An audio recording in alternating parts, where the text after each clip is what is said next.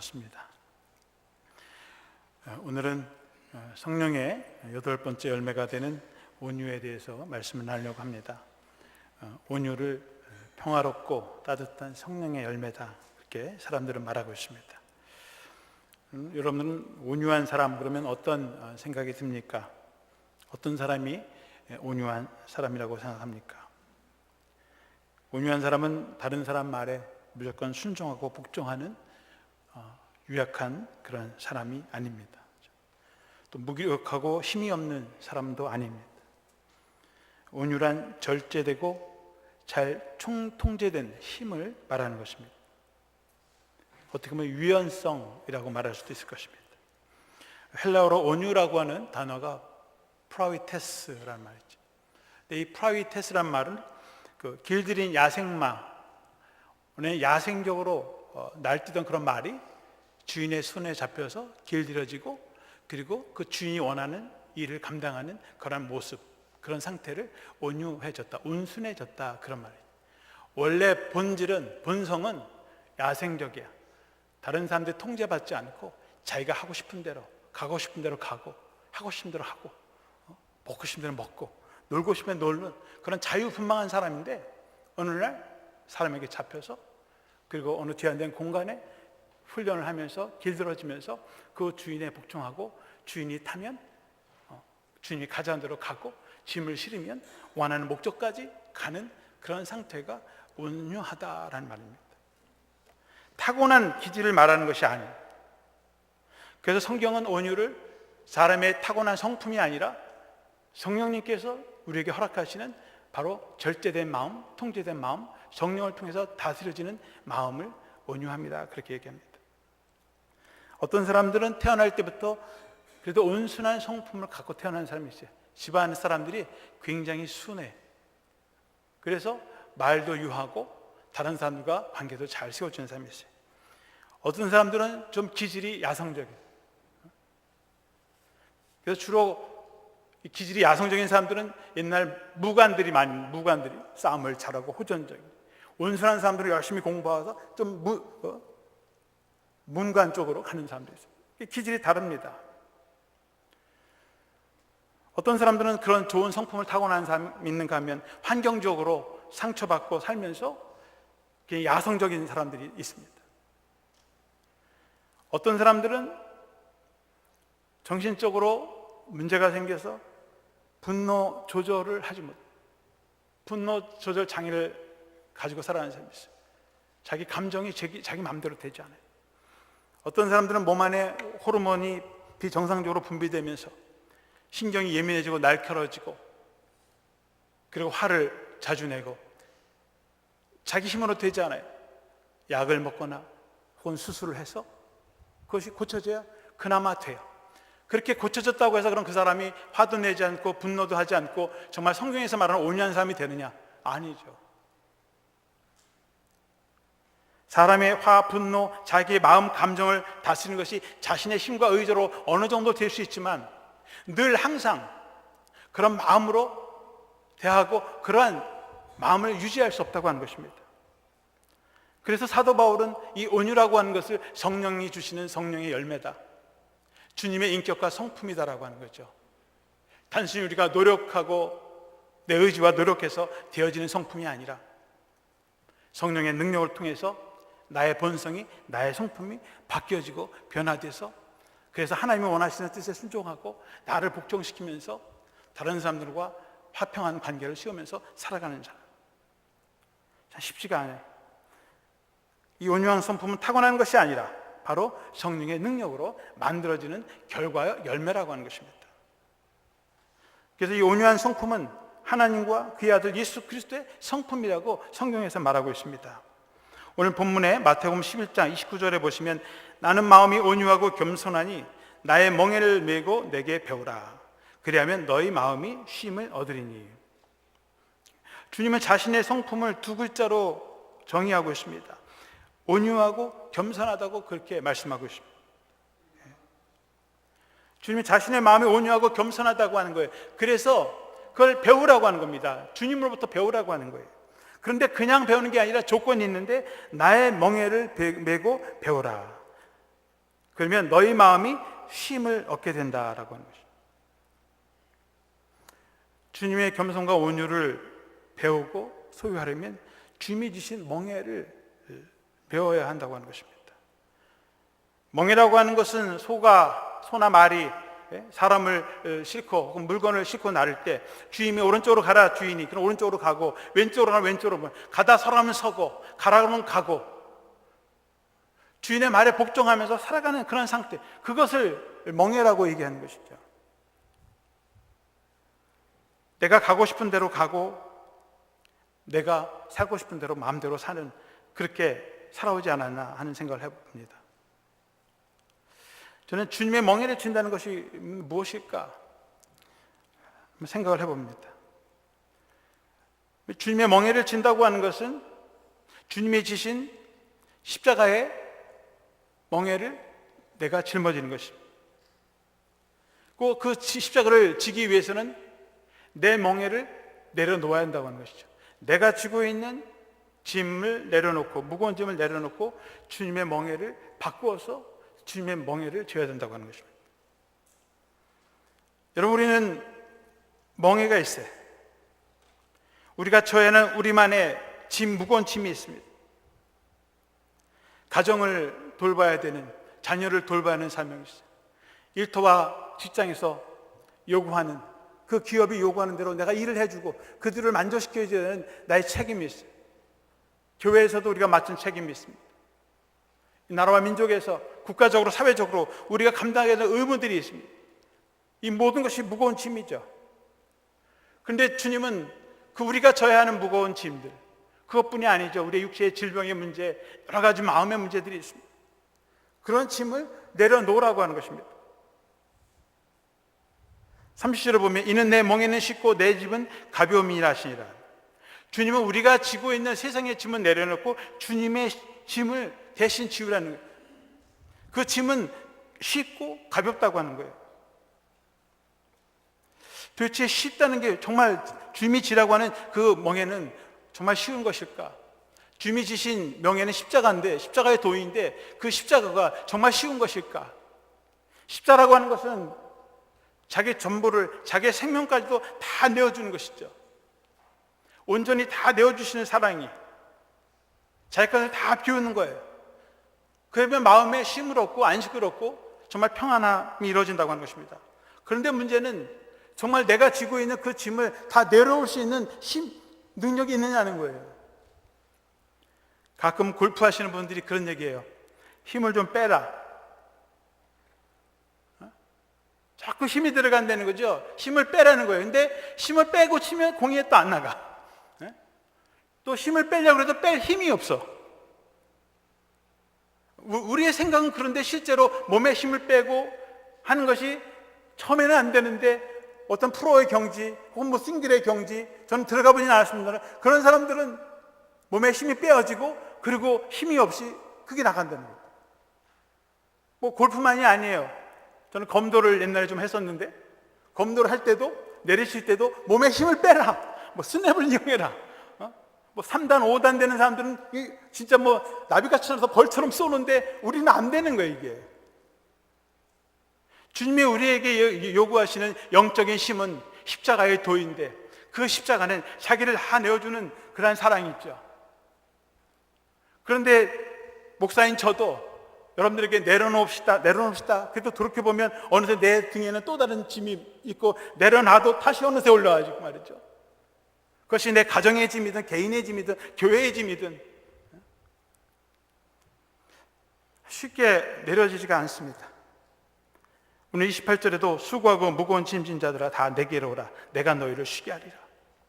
저와 오늘 여러분들이 주님 앞에 쉬기를 원해서 왔는데, 그리고 우리가 세상에서 짊어지고 있는 그 짐들을 가지고 내가 왔는데, 그 짐을 다 내려놓고 가야 되는데, 교회 와서 내 짐은 그대로 두고 지고 또 교회 짐까지 들고 더 무거워진 어깨를 가지고 여러분들의 삶의 자리로 돌아가는지도 모르겠습니다. 왜 내려놓지 못하는가?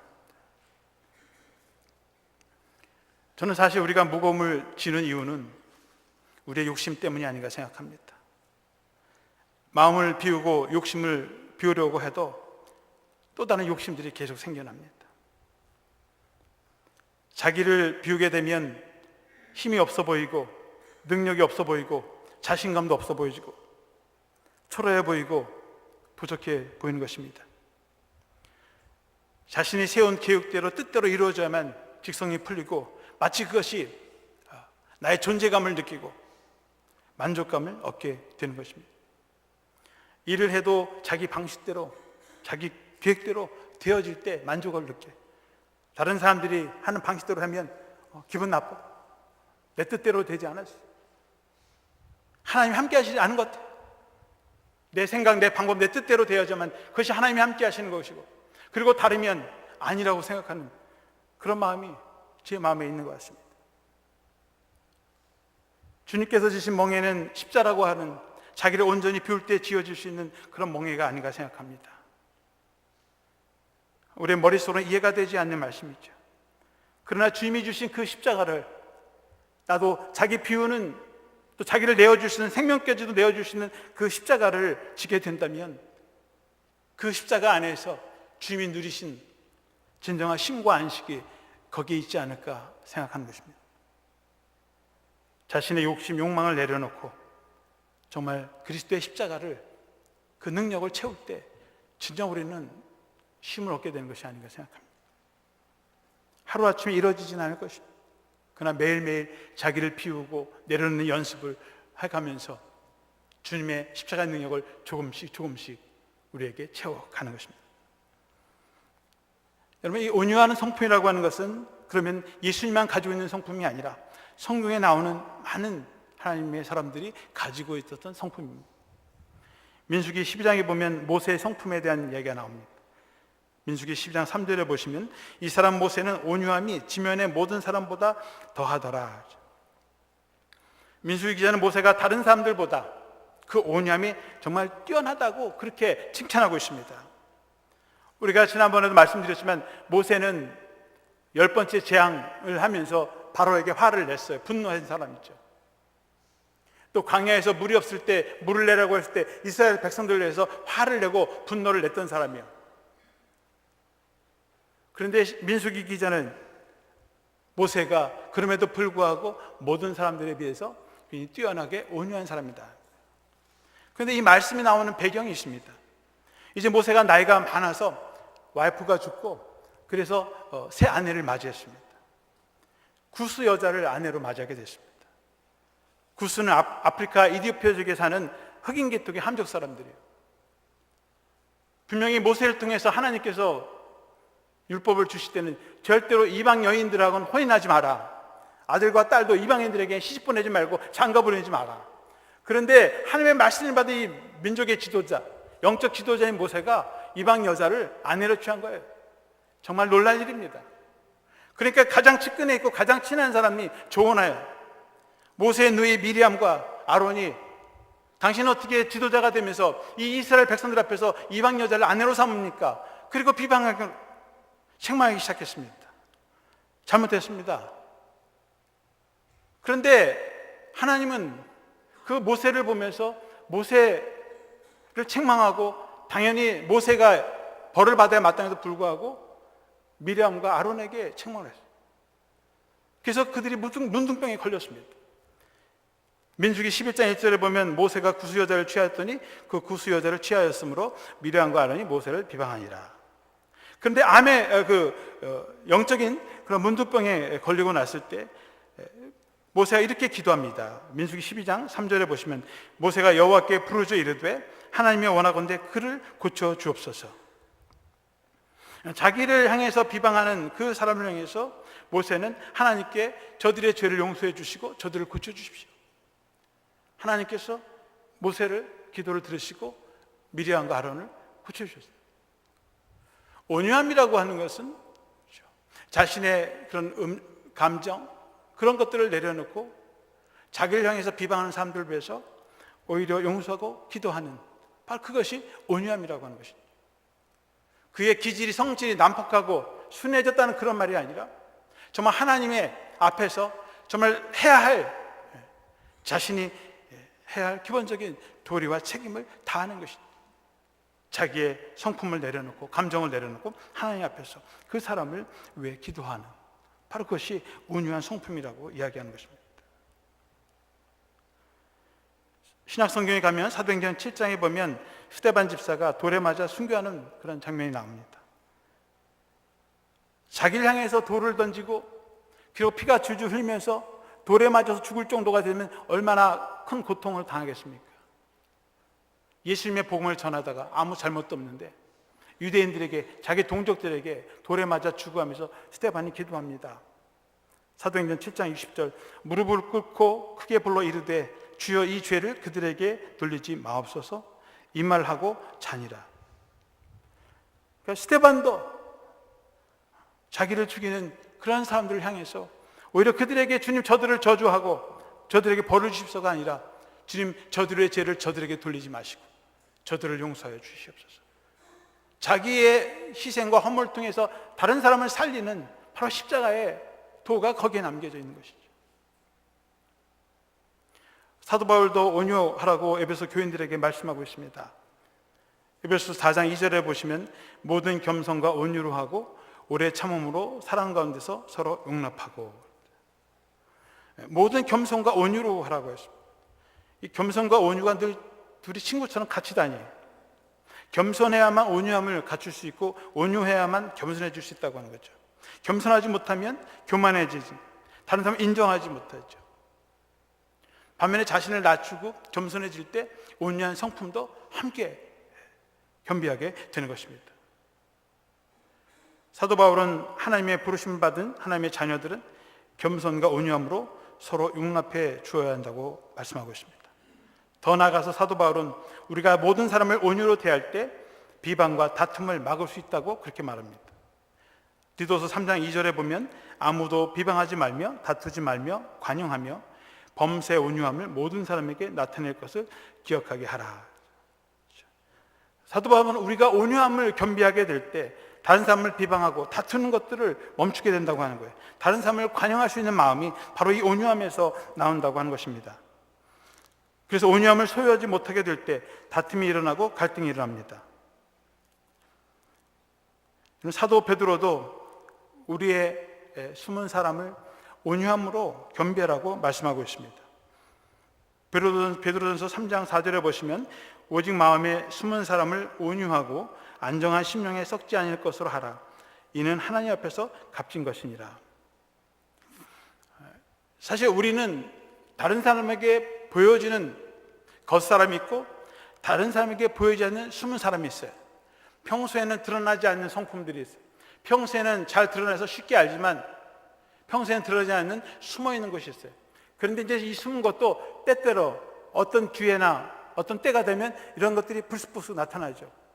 우리가 감추려고 해도 숨기려고 해도 우리 안에 기본적으로 아주 깊은 곳에 자리 잡고 있는 우리의 내면의 속사람 성품이 있어요. 평상시에는 그것이 드러나지 않아요. 어떤 사건이 터지고 기회가 터지면 우리 안에 있는 그 속사람들이 나타나게 되는 거예요.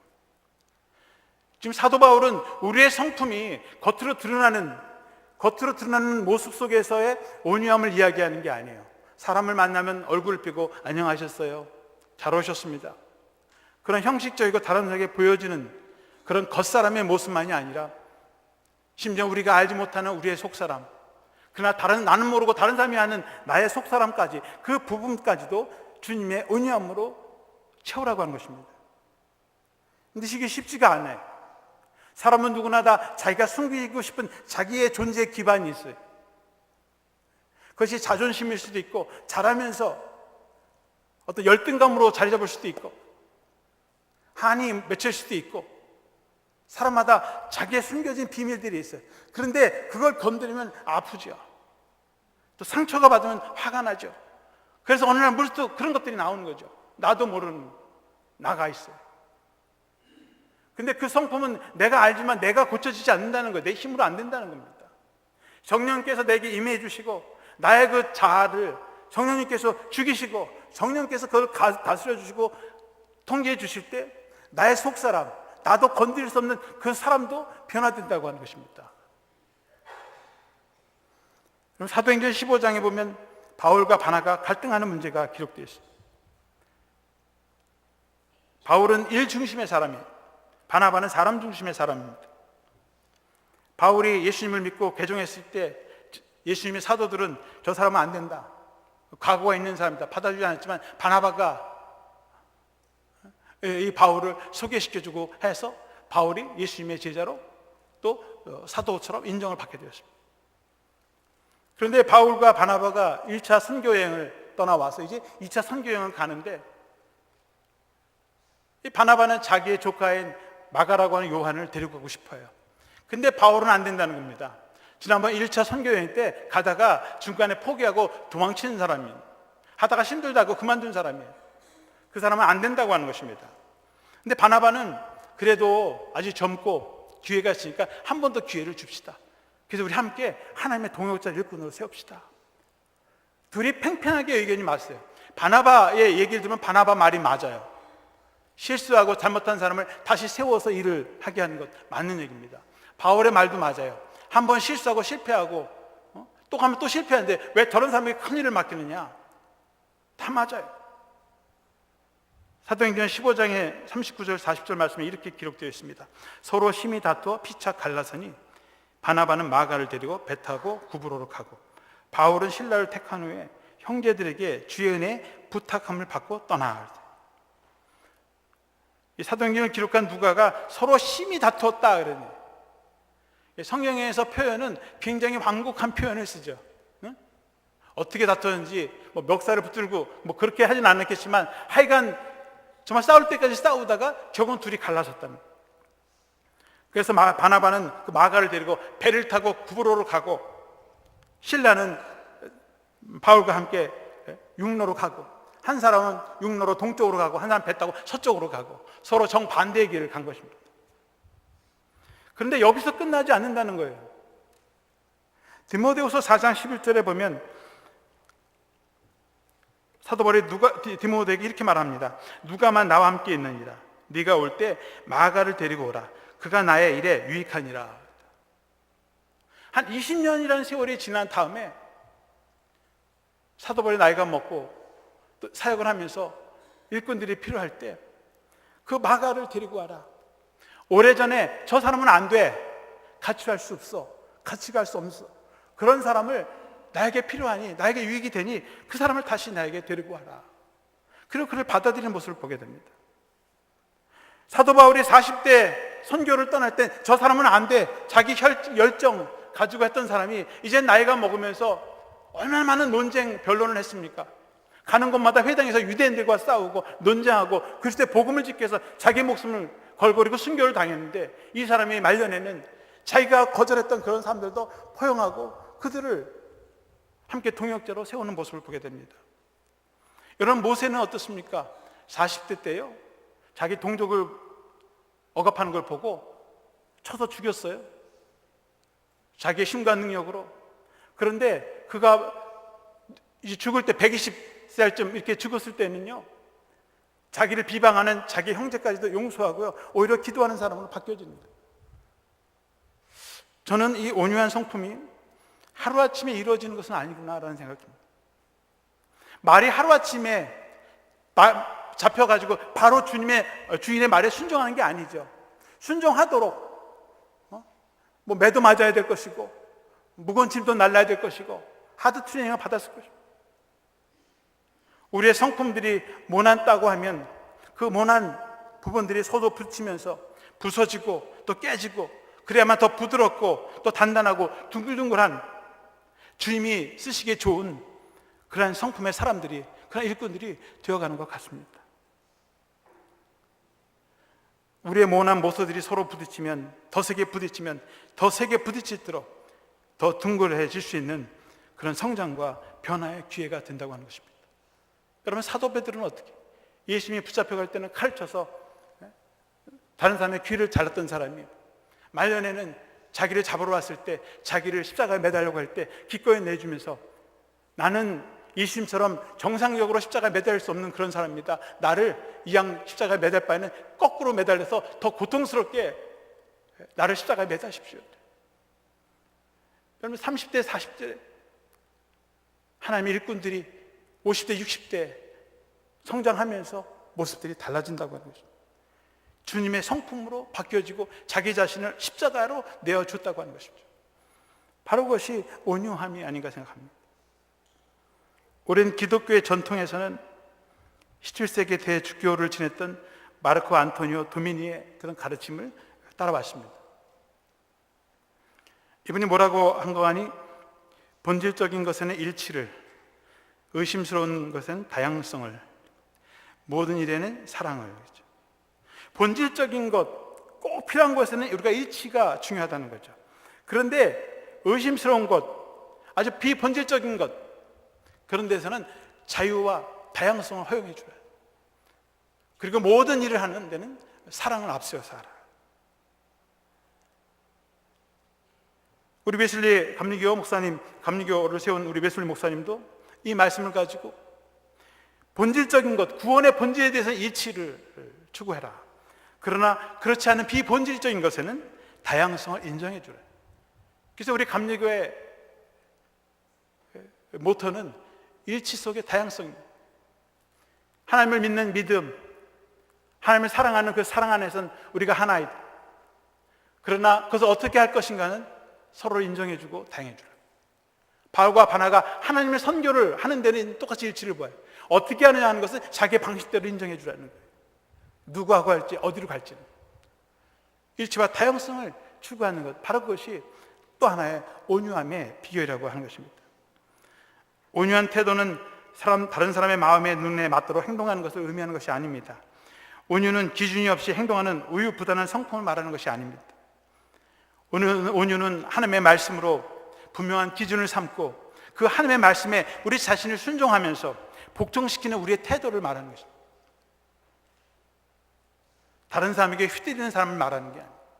정말 하나님이 나를 부르신 목적대로 나를 내어드리고, 그리고 주님이 원하시는 그 십자가의 도를 따라갈 수 있도록 나를 내어주는 마음의 자세가 바로 온유함이라고 하는 것입니다. 주님이 이런 온유한 사람들에게 하나님의 축복을 약속하셨습니다. 마태복음 5장 5절에 보시면 온유한 자는 복이 있나니 그들이 땅을 기업으로 받을 것이요. 주님이 하신 첫 번째 설교가 산상수훈인데 그 첫 번째 설교에서 온유한 사람들은 하나님의 기업을 받는다고 약속해 주셨어요. 하나님의 기업은 하나님의 나라를 말하는 것입니다. 시편 76편 9절에 보면 그 하나님이 땅의 모든 온유한 자를 구원하시려고 심판하러 일어나신 때라. 하나님이 온유한 자를 구원하시고 치유의 심판에서 구원해 준다고 하는 거예요.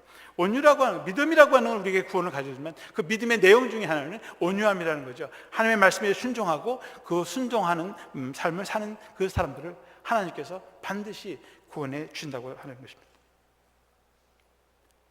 또 시편 37편 11절에 보면 다윗은 이렇게 말씀했습니다. 그러나 온유한 자들은 땅을 차지하며 풍성한 화평으로 즐거워하리이다. 온유한 사람들은 하나님께서 약속해 주신 그 땅을 차지하게 될 것이고, 그러고서 풍성한 화평과 평화로 얻게 될 거라고 그렇게 약속해 주셨어요. 그렇습니다. 온유한 사람은 복을 얻고, 온유한 사람은 그리스도의 성품을 담게 되고, 그리고 그 그리스도의 성품과 인격을 가지고 살아가는 사람들은 이 땅에서 하나님이 주신 땅을 얻고 그 땅에서 정말 평화롭고 행복한 삶을 누리게 된다고 하는 것입니다. 우리가 타고난 성품이 아니고 내 본성이 아니고 내가 연마한 내 능력으로 만드는 인격과 성품이 아니라 바로 그리스도를 통해서 바꾼 우리의 성품으로 변화되시고, 그래서 주님이 약속하신 이 평화의 축복, 복된 축복을 누리며 살아가시는 저와 여러분들이 되시기를 주님의 이름으로 축원합니다.